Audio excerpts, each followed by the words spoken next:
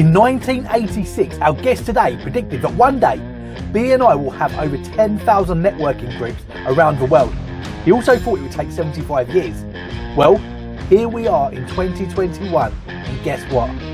In half the time, they have done just that.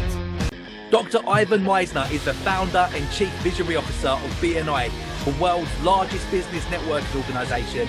Founded in 1985, the organisation now has over 10,000 chapters throughout every populated continent of the world. Last year alone, BNI generated $11.5 million referrals, resulting in more than $16.2 billion worth of business for its members. Called the father of modern networking by both Forbes and CNN, Dr. Misner is considered to be one of the world's leading experts on business networking and has been a keynote speaker for major corporations and associations throughout the world. Among his many awards, he has been named Humanitarian of the Year by the Red Cross and has been the recipient of the John C. Maxwell Leadership Award, as well as writing lots of awesome books. Hello and welcome to Talk Business with Ivan. Hi, David. Thank you so much for inviting me. I really appreciate it. Thank you. Ivan, we all know you for BNI, but what did you do before founding BNI? So I was a management consultant before I started BNI. I helped people with hiring, training employees, policy, procedure manuals, strategic planning. And that's really what led me to starting BNI. I was looking for referrals for my consulting practice, and I put together one group. I only wanted one group. But what happened was people came. We take only one person per profession in our chapter. And so, someone came and said, gee, this is fantastic. I love this, but I can't join. My profession's represented. Would you help me open up my own group? And David, I actually said no to her at first. I said, no, this isn't what I do. I'm a business consultant. I don't run a network. And she said, well, this is kind of consulting. You're helping me build my business. So I said, okay. And we ended up opening 20 chapters that year by accident. And it was at that point I realized that we don't teach this in colleges and universities anywhere in the world. And that I probably struck a chord that I hadn't expected. And that's when I created the plan to scale BNI. Yeah. It's now global. What is networking and why should every business be actively engaged in this today? So my definition of networking, and you can find it up on my blog, ivanmisner.com. There's a lot of free content up there. I've been blogging since 2007. So a lot of stuff up there. Yeah. Networking is the process of developing and using your contacts to increase your business, enhance your knowledge, expand your sphere of influence, or serve the community. So it's about turning contacts into connections and building relationships with people. I think that networking's more about farming than it is about hunting. Yeah. It's about getting to know people and build those relationships. Yeah. Giver's gain has become arguably the two most famous words within BNI. Tell us about the history and heart behind this. Yeah, so I realized early on, I had gone to a lot of networks that were just, they were mercenary. You'd go there and everyone was trying to sell to you. I would leave some of these groups and I felt like I'd been slimed. Yeah. And I needed to go home and get a shower. And then I went to these other groups that were totally social. It was happy hour and hors d'oeuvres. And there was no business being done. And I didn't like either of those kinds of groups. I wanted a group that was focused on business but wasn't mercenary. And a group that focused on people but wasn't just totally social. It was more relational. And I realized that the glue that would hold that together is this idea of if I help you, you'll help me, we'll all do better as a result of it. And that became the phrase giver's gain. I think that giver's gain is more than a phrase. It's a way of living one's life. It's a perspective to view and interact with the world. It's an attitude, not an expectation. And when it's applied properly, it'll change your life. And when it changes enough lives, it'll change the world. Yeah. BNI is the world's leading network and organization. What has been the secret sauce? What has separated BNI from all of the competition? So culture eats strategy for breakfast. Culture is the secret sauce of any highly successful organization. And it's the DNA of what makes a company the company that it is, both good or bad. And so I think the culture of the organization is really critical, starting with our principal core value of Givers Gain. So I've written a little bit about this. How do you create culture? Because especially when you're a small business, how do you create culture? And here's how I think you create culture within an organization. You start with processes that you use in your business that work. So you look at the processes. Those processes become organizational traditions. Traditions are the things we talk about. I learned that when I started this business, this happened. And so we then did that. And, that's how we made this work. So processes become traditions. Traditions evolve into core values. Core values create culture. Yeah. The organization that lives its core values creates a healthy organizational culture. And I think that's the way. And some of that happens simultaneously. You might start with one or two core values, but the rest evolve as your traditions evolve. Does that make sense? Yeah, absolutely. Brilliant stuff. You have met a lot of BNI members over the years, Ivan. What are some of the most common traits you've noticed in the most successful members? So I've done multiple surveys over the years about what are the top characteristics of a great networker. And let me give you 5 of the top. One that I did not too long ago had, I think it was 3,400 respondents. Now, they weren't all BNI members, but people who believe in networking. And I asked them, what are the top traits of a great networker? And here are the top 5 traits from that survey of 3,400 people, which, by the way, you can also find the survey on ivanmisner.com. Number 1, first and foremost, a good listener. A good networker has 2 ears and 1 mouth, uses them both proportionately. Number 2 is positive attitude. People want to do business with people who have a positive and supportive attitude. Hence the philosophy of Givers Gain. You got to be there to help other people. Number 3 is a willingness to help others and to be collaborative. Number 4 was to be sincere and authentic. That sincerity is, and I think sincerity is part of humility. Being sincere and authentic is a little bit about having some humility. I think that humble people don't think less of themselves. They just think of themselves less. Yeah. And I think that's part of sincerity. And number 5 was follows up. They follow up with the referrals that they give. Those are the top 4 characteristics from the survey of 3,400 people. And I think that certainly applies to good BNI members. Yeah. What are the biggest mistakes people make when networking? Well, they treat networking like a face-to-face cold calling opportunity. Hi, David, my name's Ivan. Let's do business. Yeah. And, one of the things I teach in networking is the VCP process. Visibility, credibility, profitability. First, you have to be visible. People have to know who you are and what you do. Then you develop credibility, and the credibility piece of it takes time.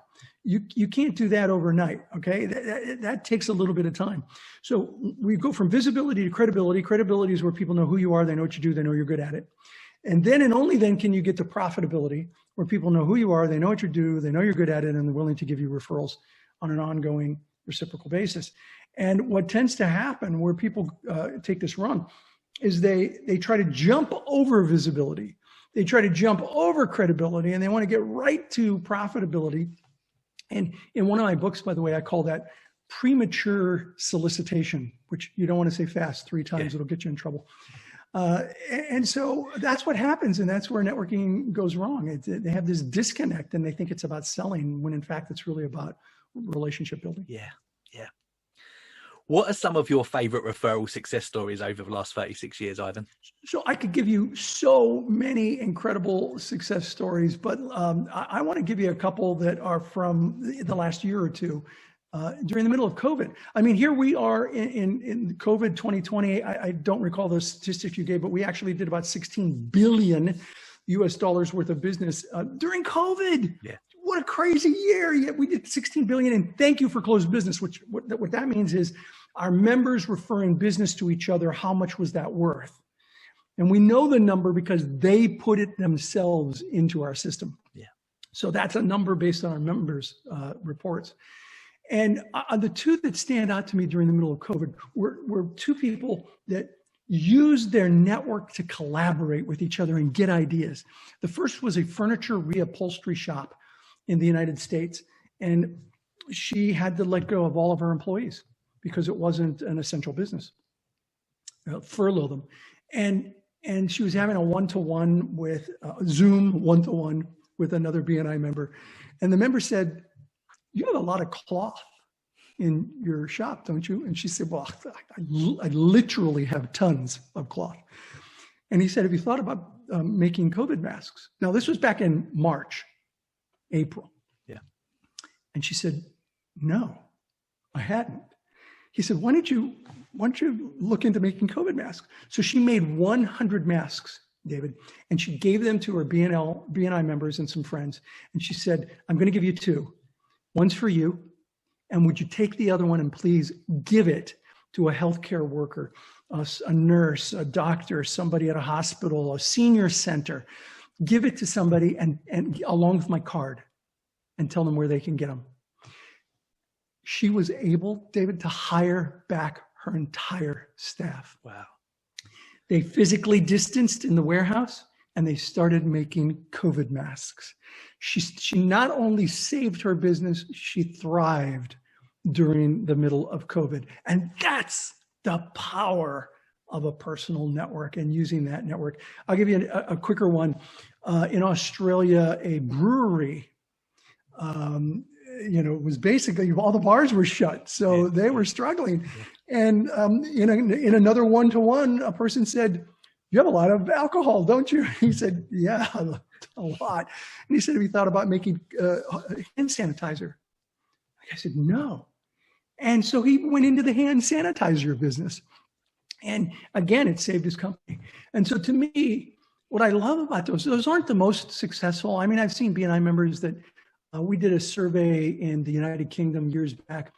In one little region of BNI, 6 millionaires, pound sterling millionaires, were created in that region through participation. So there have been bigger stories, but not, to me, those are 2 of the most meaningful I've ever heard. Yeah, so good. Here we are 36 years later, 10,000 chapters across the world. What have been some of the biggest struggles you've had to overcome to get to this point, Ivan?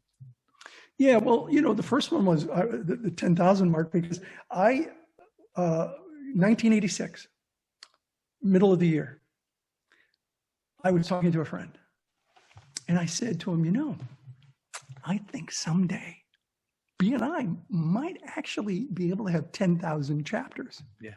And he looked at me and he said, "And how many chapters do you have now?" I said, "Well, 30. And he said, "You have 30. I said, "Yeah. And you think you can have 10,000? I said, "Yeah, I do." And he said, "Well, it's good to have goals. I've been very good to have goals." And I'm like, "No, really, I think it's possible to have 10,000 chapters." Yeah. David, last month, BNI crossed the 10,000 chapter mark. Yeah. 10,000 chapters in more than 70 countries. I'll tell you the truth, I thought it would take longer. On my calculations, it would take about 70 years. I didn't think I would live to see us hit that mark, but I really knew it was possible. It happened in half the time I calculated. Yeah. Yeah. And so that was my first problem. Second biggest problem, long story, so I won't give it all to you, but it was getting everyone on board on one database management system. Yeah. That we call BNI Connect, because I made the mistake of thinking that, all these different regions of BNI were doing different database systems, and I thought a cream would rise to the top and the best would show itself. Man, was I wrong. What happened was they all became silos. Yeah. And everyone was willing to die on the hill to fight for their database management system. And so what I had to do was start from scratch and build one and get everybody on board with that one system, which was absolutely the most difficult and most expensive thing I've ever done in my career. And it was probably the smartest thing I ever did, because it brought us all together in a way that we just weren't before. I mean, just 10 years ago, everything was being done on paper. Yeah. 10 years ago. Yeah. Yeah. How has founding and leading this huge organization in BNI impacted your work-life balance? And what tips can you give our listeners? Yeah, great question. So, David, would you like to know the secret Yes. to balance? All right, here it is. You ready? Forget about balance. You'll never have it. Now, when I tell that to an audience, there's always somebody in the front row that's like, oh, God, I thought I was going to get something good. All right, I think you're going to get something good. Here's, although I don't think you can have balance, you can have something else. Tell me if you think this makes sense. Balance, we look at balance like scales. And our personal life has to be in balance with our professional life, which has to be in balance with our health, which has to be in balance with our spirituality. And it's this one big balancing act. I think life, especially for entrepreneurs, is more of a juggling act than a balancing act. And I really don't know that balance is what we should be looking at. Instead of balance, I think we need to consider harmony. And harmony is more than semantics. Even the graphic for harmony, the yin and the yang, are out of balance if you separate them. But together you create a life of harmony. So how do you create a life of harmony versus balance? I talk about this in one of my books. If you like this concept, take a look at the book, Who's in Your Room? Who's in Your Room? The Secret of Creating Your Best Life. And one of the last chapters, we talk in there about creating harmony. And here are 2 or 3 techniques that we give to create a life of harmony. First,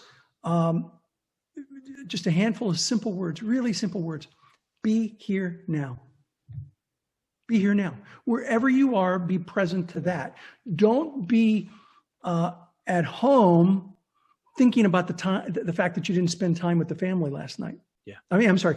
Don't be at work thinking about the fact that you didn't spend time with the family last night. Don't be at home thinking about that work project that you got to do. Yeah. Wherever you are, be present to that moment. Now, nobody's perfect at that. I wasn't perfect at it. But I got to be pretty darn good at learning how to be present to wherever I was at that moment. And I talk about a number of techniques and some stories in there about how I did that and how I think other people can do that. Be present, be fully there. I remember my son and I playing, we were playing Halo. He's 26 now. This is when he was 17.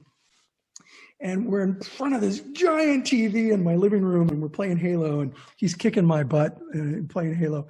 And we were leveling up to the next level. And while we were leveling up, I said to him, hey, buddy, was I around enough for you as you grew up? And he's like, what? I said, was I around enough? He says, you're around all the time. I'm like, well, I travel about every other week. Yeah. David, I have 2.3 million miles on one airline. Okay. So I said, I don't know if you noticed, but I'm gone for at least a few days every other week. He said, yeah, I know you travel. He said, but I don't know. It's like whenever you're here, you're here. Yeah. Can we get back to the game now? And I'm like, yes, we can. We can get back to the game now. And so to me, that's a great example of a be here now. Yeah. Here's another one. You must learn how to both hold on and let go, which sounds like a paradox. But you have to learn what things are important to hold on to and what things are okay to let go of. So in the book, Who's in Your Room, we talk about your values. You got to get good with your values. When I talk to people about their personal values, if I were to say to someone, I'm not going to do this to you, David, but if I was to say to somebody, give me your top 6 personal values, it's like looking at somebody with the deer in the headlights. Yeah. It's like, 6? Yeah. Yeah. And they can't give them to you. Well, if you don't know your values, you don't know what's important to you in life. Yeah. If you aren't really clear about your values, you don't know what's important in your life. And that's a core element of Who's in Your Room.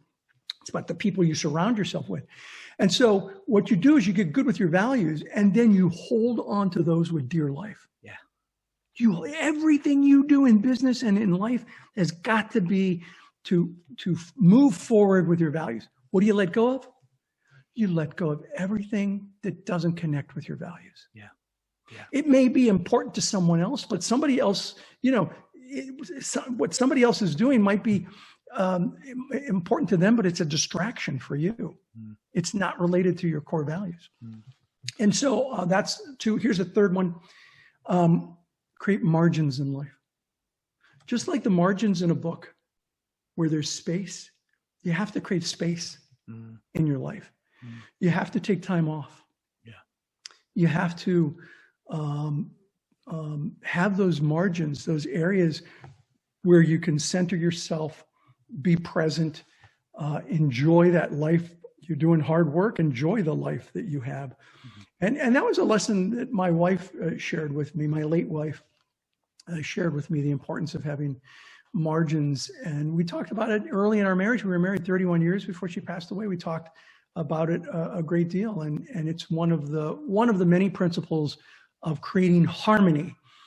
My life, David, was out of balance, but most of my life had harmony. Yeah. When I traveled, I was out of balance. I was traveling. Yeah. But when I was at home, I was out of balance. Yeah. I was at home. Yeah. And from that, I created what I like to think of as a reasonably successful life of harmony. Yeah. Did that answer your question? Absolutely. Exceeded expectations. And I've got to say, thank you for not putting me on the spot there, Ivan, and asking me to mention my top 6. And so, all right, I'm going to put you on the spot for this, and I think it'll be easy. We discovered that when you ask people their values, they freeze. Mm. But when you ask people what are their deal killers, what is something, a behavior in someone that you just won't tolerate, it's just not acceptable, they come up with it right now. Yeah. So I'm going to ask you, what's one of your deal killers in a relationship, professional or personal relationship? Untrustworthiness, people that don't tell the truth. I think that's really hard to work with. Absolutely, and that's a good one. And so when I redo the book, I'm going to actually flip it, because I start with values and then I talk about deal killers, and we're going to do a second edition of the book. I'm going to start with deal killers, because what we discovered was virtually everyone can tell me a deal killer right now, and they can give me a second one and a third one and a fourth one pretty quickly. They have a hard time with values. So what I recommend is for people to think about their deal killers, and from their deal killers, then create their values. And you can go online. There are a lot of tests online. Who's in Your Room's got a simple instrument that you can use to help you determine your values. And you got to get good with it. If you don't know your values, you're going to surround yourself with people who don't belong in your room. Yeah. We're going to make sure that we put links to all of your books, and Who's in Your Room will be in the description below. So make sure that you check out Ivan's books in that description. Ivan, how do you keep yourself motivated? You've written a great number of books. You've built this fantastic organization. You've made lots of money. What keeps you hungry? Yeah, well, you know what? Honestly, it's not the money. I mean, I like making money. The money's good, but for me, it's about what difference am I making for people? You know, we all have people who are in our story. I could tell you stories about people who changed my life. Yeah. They changed my life. And those are meaningful. They're mostly meaningful to me, but they're meaningful. I think the real question that we should be asking ourselves, after we recognize who's in our story, we need to be asking ourselves, whose story are we in? Mm-hmm. Whose life have we changed? What difference have we made in the world? And you don't always, I'm a real believer that you don't have to make a world of difference, but you can make a difference in the world. Yeah. And you do that one person at a time. Yeah. One relationship at a time. Mm-hmm. And so that's what motivates me, is making a difference for people. And I do that by working in my flame and not in my wax. Let me explain that. When you're in your flame, you're on fire, you're excited, you love what you're doing. people can see it in the way you behave. They can hear it in your voice. And when you're in your wax, it takes all your energy away. They can see that in the way you behave, and they can hear that in your voice. By the way, David, this is my flame. I love doing interviews. I love writing. I love pouring into people.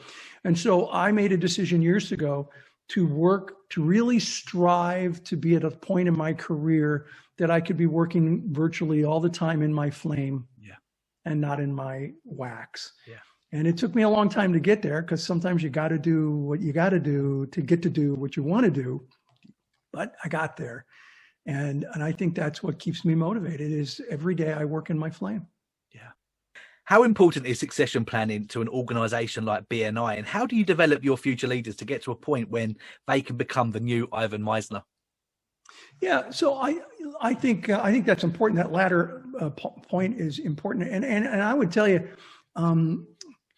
you don't have to become the new Ivan Misner. You could be better than the Ivan Misner. There are things. Look, one of the things about being a successful entrepreneur is to know what you're good at and know what you're not good at, and bring people in who are better than you at doing certain things. Yeah, there are certain things I think I'm pretty good at. But there are so many things that other people are better at. And so it's really about working. I think leadership is about creating leadership. Being a great leader is about growing other leaders. And so I think that's such an important part. And in BNI, we have a leadership program for our staff where they apply, and when accepted, they get additional training in leadership. They get to travel the world in a non-COVID year. Yeah. They get to travel the world and meet other cultures and get, like I said, additional training on leadership. I think it's important. Now, succession planning is a different issue, and I've certainly started that process. I brought in partners into BNI. I no longer run the day-to-day operations of BNI. I'm the Colonel Sanders of BNI now. I get to be the spokesperson, basically. And I think succession planning is important. If you don't plan your succession, life will plan it for you. Yeah. And it might not be what you want, and it might not be what your employees want, and it might not be what your customers want. And so you have to have succession planning. Mine involved bringing in partners and allowing me to do what I was most passionate about, to work in my flame and not in my wax. Yeah. It might be different for others, but that was mine. Yeah. Touching on training, you've always been passionate about self-development. What have been some of the most helpful resources you have used to help you grow? Well, look, as a young man, I didn't have YouTube or podcasts, so it was radio shows that I enjoyed. It was books and cassette tapes, Nightingale, Conant cassette tapes and books. I remember the very first cassette tape I listened to, I was 16. And it was first self-development cassette tape. It was a cassette tape given to me by someone in my story, Art Hyatt, my football coach. He gave all of us this cassette. Okay, it was a bootlegged cassette. I don't want to get him in trouble, but it was a copy of his cassette. And he gave all of the football team this cassette tape called Psycho-Cybernetics, about the power of positive thinking. It was written by Maxwell Maltz. I read that when I was 16 years old, or listened to it. I went out and bought the book afterwards so that I didn't want the Reader's Digest version of the one cassette. I wanted it all. And I read the book, and it absolutely changed my life. Yeah. It was the beginning of a transition for me to really understand the power of positive thinking and the importance of spending time in thought, because what we put in our head is critical. The things we think about are critical, and they can be life-changing. And so it was incredible. I've said incredible too many times. It was life-changing for me, and that's what got me, I think, started on the road of reading self-help books and eventually writing one who's in the room. Yeah. And now today it's YouTube. I think we have so much. We have podcasts and recordings like this. We have videos that we can watch, books, audio, Audible. There's just so much out there. It's important to find mentors, virtual mentors. I had virtual mentors when I was a young person. They were books, cassettes. Yeah. There are more virtual mentors now. Find a virtual mentor who resonates with you and follow them, because I think that can change your life as well. Yeah. The listeners. Yeah. If somebody was listening to you talk today, Ivan, and they were on the fence about going to visit a BNI chapter, what would you say to them? Yeah, I would say visit BNI chapters and make sure that there's a good connection, that you feel good about the people that are in that room. I used to be really good at convincing people to join BNI. I don't try to convince anyone really to join BNI anymore, because I would convince people and they would join and they weren't highly committed and they failed. Yeah, you gotta want to do BNI. Yeah, you gotta want it. Now you can't want it until you go see it and experience it. So I would say go see it and experience it. And if it's not a good experience, go to a second group, because there will be a group near you that you will go to and you'll go, wow, this is incredible. I'll be shocked if you don't hear at least once at that meeting someone use the phrase giver's gain. Yeah. Yeah. I'd be disappointed if you don't see a lot of giving there, if you don't see a lot of positive attitude. So I would say go, visit, experience it, find a group that resonates with you, and join. Yeah. I think BNI is a beacon of hope in a sea of fear. Mm-hmm. We live in fearful times. Mm-hmm. This is the most challenging time I have ever seen in my professional career. And yet, we generated $16 billion worth of business for our members in these fearful times. December 2020, we actually generated more referrals for our members than we did in December 2019. And so when I say BNI is a beacon of hope in a sea of fear, I mean it. Yeah. It's making a difference in people's lives. Yeah. But you got to go and understand that you got to work it. Yeah. It's not a get rich quick scheme. It takes effort. Yeah. But how cool is it? Effort building relationships. Yeah. I love it. Ivan, the last half an hour has absolutely flown by. I'm so thankful for your time and for the work that you've done to create BNI to be what it is today. Myself and many of my friends at our chapter have benefited massively. It's changed many of our lives. So we are very, very thankful for you, and thank you very much. Well, I appreciate it. Can I leave you with one last thought? Yeah, please. I was going to ask you, do you have any closing thoughts? And also make sure that you tell people what the best way is for people to follow you as well, Ivan. Yeah, so the best way to follow me, ivanmisner.com. I literally have 14 years of blogs, all free content up there. So ivanmisner.com. I'm on all the social media. You can go to almost any social media. You'll find me. It's usually Ivan Misner. I think Instagram is Dr. Ivan Misner. On Facebook, it's probably I have the most followers there, around 170,000 followers on my public Facebook page, which is facebook.com/IvanMisner.BNI founder. So go connect with me there. I put up lots of free content.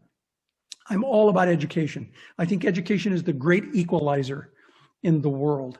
It is the thing that makes us all equal. I grew up in a very, very blue collar working class community and family. I was the first person in my entire family, not just local family, my broader family, to get a college degree. I think it makes all the difference in the world. So I'm a believer in education. So my social media is heavily on educational content. Yeah. And you'll see it there. So go to any one of those. My closing thoughts are that networking is more about farming than it is about hunting. that it's about cultivating relationships with other people. You know the old saying, David, it's not what you know, it's who you know? I don't think it's either. I don't think it's what you know or who you know. It's how well you know each other that really counts. It's not just who's in your database. It's who's in your database. Who can, if you picked up the phone, who could you call and ask for a favor? Ask for help. And would that person even take your call? Yeah. And if they took it and you asked them for the favor, would they be willing to do it or at least consider it? If you asked them for help, would they be willing to consider it? That is what a powerful personal network is. And that is what I tried to create in BNI. Yeah, wonderful. And of course, can I just say BNI.com? Yeah. Go to BNI.com. If you're interested in a chapter near you, I almost forgot to say that. Sorry. Thanks. Of course. Well, we're going to make sure that we've got the links to your books, your social media, and obviously BNI.com, all in the description below. Ivan, thanks again so much for your time. Really enjoyed it. Yeah, David, you had great questions. I do interviews. I do over 200 interviews a year, and you had some of the best questions today. Thank you. Thank you so much.